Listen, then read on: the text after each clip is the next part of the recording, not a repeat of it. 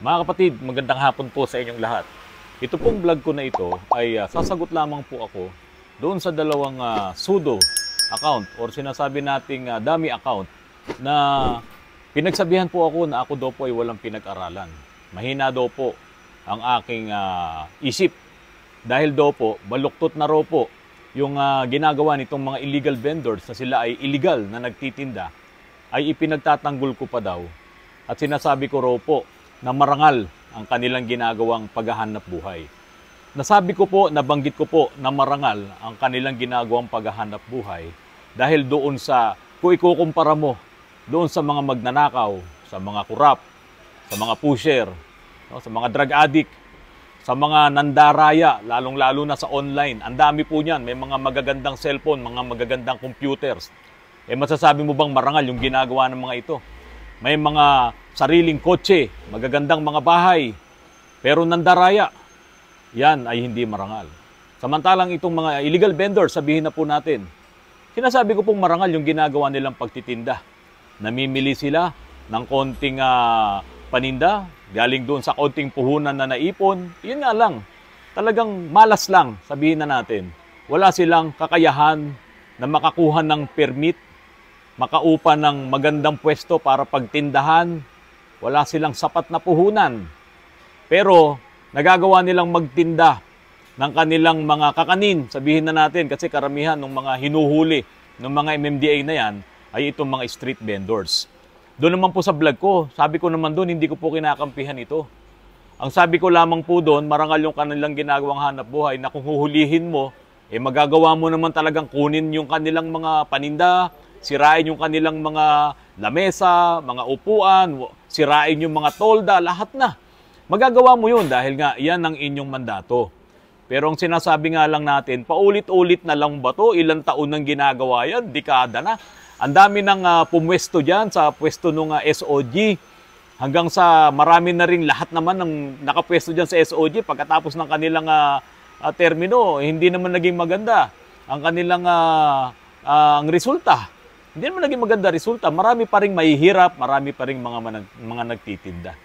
Mga kapatid, meron akong ipapakita sa inyo, meron akong mga babasahin sa inyo mamaya na kung ano ang ginawa ng China dito sa mga street vendors na to, yung kanilang mga citizens na sa sobrang dami ng populasyon ng China, hindi nila kayang gibain itong mga street vendors na ito. Kaya ang ginawa nila, maganda, ay para doon sa maliliit na tao, dito sa mga street vendors na to, na nakakatulong pa pala sa kanilang ekonomiya. Pero mga kapatid, itong nagsabi sa akin na ako daw po ay walang pinag-aralan, mababa daw po ang aking kaalaman sa mga bagay na ito, hindi po ako papayag doon. Kaya nga po, dahil doon sa ginawa nila na yon, hindi ko naman po sila kailangan sa channel ko. Kaya minabuti ko na alisin na lamang po sila. Ipinagtatanggol ko po dito yung kahirapan ng mga tao. Marami po akong mga kaibigan na ganyan po ang kanilang kabuhayan. Walang-wala talaga. Sinasabi ko lang naman po dito, ano ang dapat gawin nitong mga nasa gobyerno. Sinasabi po nung nambas sa akin na ako daw po ay walang pinag-aralan, baluktot na raw ay tinutuwid ko pa. Sabihin na natin, gusto nilang kumuha ng business permit, barangay permit, sanitary permit, or gusto nilang makabili ng pwesto dyan sa palengke. Kahit yung sa tabi-tabi lang ng palengke, may bayad pa rin yun. Kaya lang, kung hindi ka malakas, kung wala kang kakilala doon sa palengke, or kung yan man ay public market, wala kang kakilala, kung sino man nagpapatakbo sa local governments niyan, hindi ka makakapwesto dyan. At unang-una, kapag ka kumuha ka ng business permit, kumuha ka ng mga permits na yan, kapag ka lahat yan ay kukuhanin mo, hindi mo yan makukomply. Napakahirap i-comply niyan. Wala kang ang pang-upa ng pwesto. Kakaunti lang yung pera mo. Paano ka magiging legit na vendor? Talagang ang mangyayari sa'yo, street vendor, illegal vendor, pero ang sabi nitong nambas sa akin, ito daw po ang mga nagpapahirap pa sa kabuhayan ng maraming tao dyan sa city na yan. Sila raw ang nagkokos ng traffic, wala daw madaanan itong mga tao dahil nandun na sila sa bangketa. Yun po ang kanilang sinasabi rito, mga pasawayan. Sabi pa nung isa, ang batas daw ay harsh, pero dapat sumunod daw sa batas. Okay. Hindi daw po marangal, yun ang sabi nila. Hindi marangal yung mga taong yan. Kasi lumalabag sila sa batas. Yun ang sinasabi mababa ang pinag-aralan mo, ang sabi po sa akin. Hindi ko naman po sinasabing tama yung ginawa nila. Pero hindi ko rin sasabing hindi marangal yung kanilang pamumuhay, yung kanilang ikinabubuhay. Dahil ang sabi ko nga, sino ba ang marangal? Ito, yung politiko na ibinoto mo nung kampanya, nangangako na tutulungan ko kayo, itataas ko ang antas ng inyong pamumuhay. Lahat dito magkakatrabaho, lahat ng mga street vendors na yan, bibigyan natin ng pwesto. Nasaan? Marangal ba yon? Sino ngayon yung marangal na pagpupunta ka sa barangay, di ba? Tapos makikiusap ka, pwede po ba kaming magtinda dito? Teka muna, nandyan si Myla, nandyan si Eddie. Kapag hindi ka kilala, tapos ka. Sino ngayon ang marangal na sa halip na mapunta dito sa maliliit na tao yung tulong? Ito kasi yan Meron tinatawag na 4Ps. So karamihan itong mga street vendors na yan na wala sila doon sa listahan ng barangay, wala ka. Samantalang yung may 4Ps nakaupo sa kanilang mga kabahayan, nasa mga sopa nila. Di ba? O kaya naman, meron din doon, nasa mga squatters area, gumaganong-ganon lang, 4Ps. Samantalang ito, na marangal, na namimili ng kanilang paninda, wala nga lang talagang mapwestuhan. Wala silang kakayahan. Wala silang makuhang permit dahil hindi sila bibigyan. Wala silang kakayahan. Hindi nila maiko-comply. Ito ba para sa iyo ay hindi marangal? Sabi po nung nag-comment, walang dangal yan kasi lumalabag sa batas yan. So siyempre ako, nasasaktan ako kasi marami akong kaibigan, marami kaming kapatiran na hindi man sila yung talagang mga street vendor na pasaway or yung mga illegal vendors na pasaway. Ganyan po yung kanilang pamumuhay. Nakapagtitinda sila sa mga tindahan nila, masasabi nga natin, squatters pa Yan daw ay mga illegal settlers. Wala daw pong dangal yan. Parang hirap naman nun, tignan nyo po kapag kapanahon ng eleksyon, sino ang pinupuntahan ng mga politiko na yan? Kaya nga naglagay ng squatters sa bawat bayan sa bawat baryo. Kasi squatters, sigurado sa kanya yun. Kung ikaw yung incumbent, boto mo yun. Tapos sasabihin nyo, walang dangal, nilalapitan ng politiko.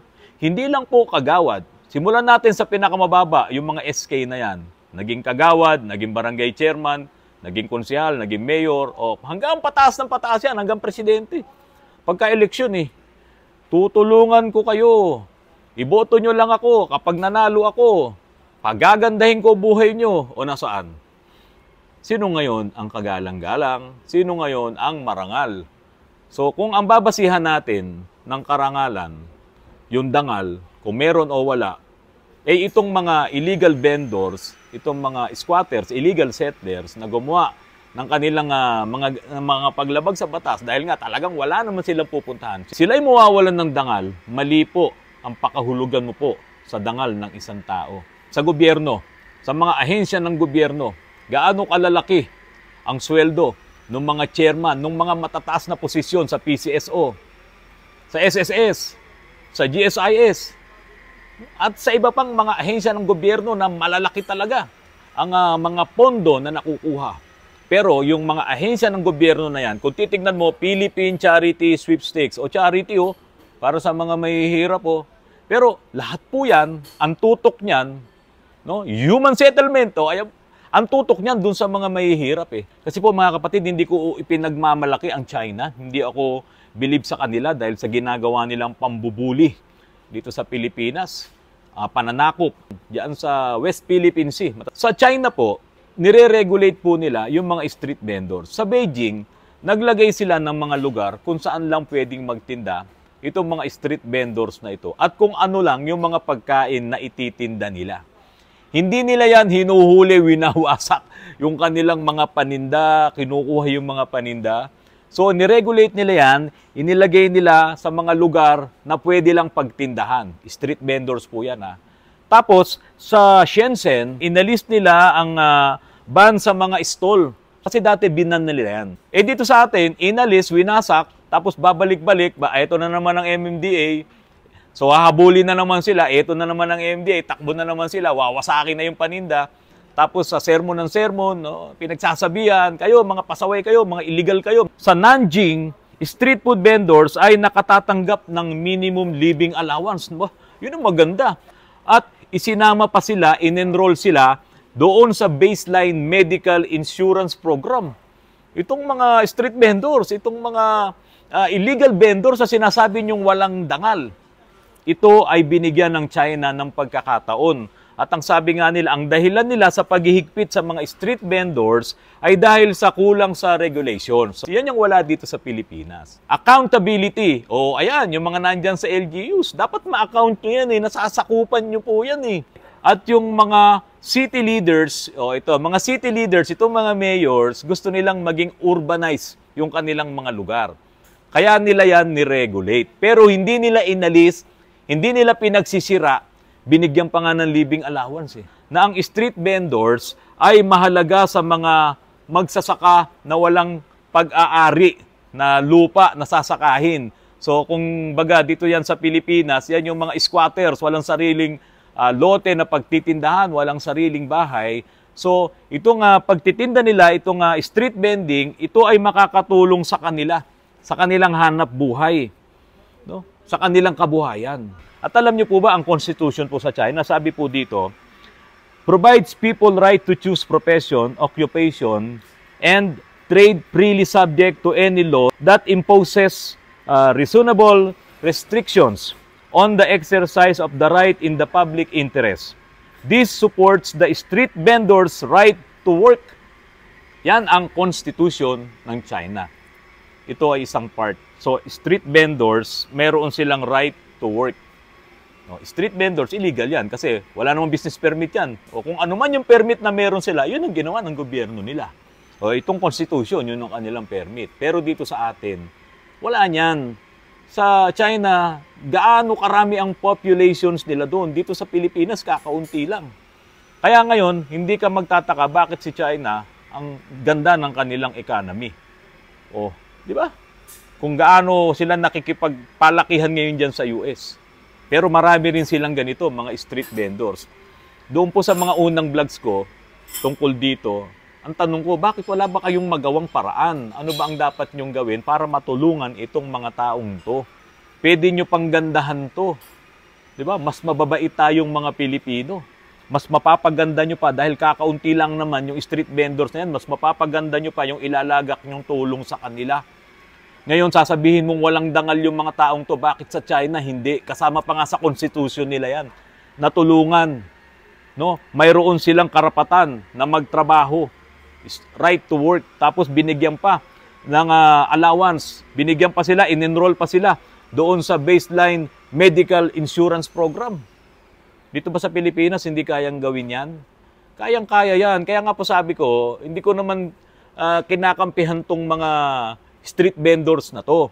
Ang sinasabi ko doon sa vlog ko nitong nakaraang araw, ano ang pwede nyong itulong? Di ba? Ang dami dyan, nagagalingan ng mga senador. O, nandyan sila. Ang yayaman na nga Hanggat maaari, makarating doon sa mga kinauukulan kung paano nyo tutulungan itong mga kapatid nating mahihirap, nakikipaghabulan, takbo ng takbo sa tuwing darating itong SOG. Pagka nakapwesto ka doon, yung kainan, karinderya, wala kang maitatakbo Di ba?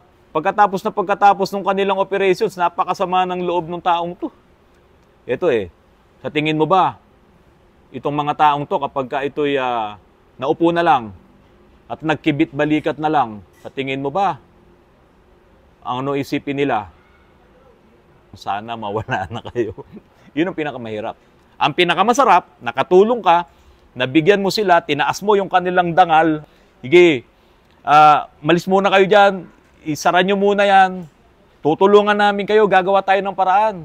No, magtataas ako ng kamay dyan sa MMDA, dyan sa opisina. No, tulungan to, itong ginawa ng China, baka pwede natin gayahin para makatulong sa maraming mga kababayan nating mahihirap. Hindi ko po kinakampihan itong ginagawa ng mga illegal vendors, illegal settlers. Yung mga illegal parking, naku, hulihin nyo yan. Pero ang sabi ko nga po, magbantay kayo dyan na para hindi maparkingan. Natatrap mo nakakapture mo sila dun sa mga bagay na hindi dapat kung nakabantay kayo dyan, di ba? Walang iniwan yan doon sa kabukiran. Naglalagay sila ng, ano ba tawag doon? Hindi ko naman, yung para yung mga ibon wag kainin yung palay na bunga. No, doon sa kanilang bukid. Kalimutan ko lang tawag doon. Kung alam nyo yun, pakibanggit po dito sa comment.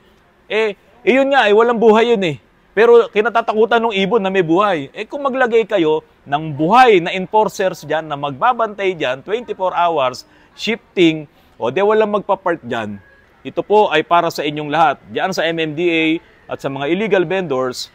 At hindi natin alam kung anong mangyayari sa buhay natin pagdating ng panahon.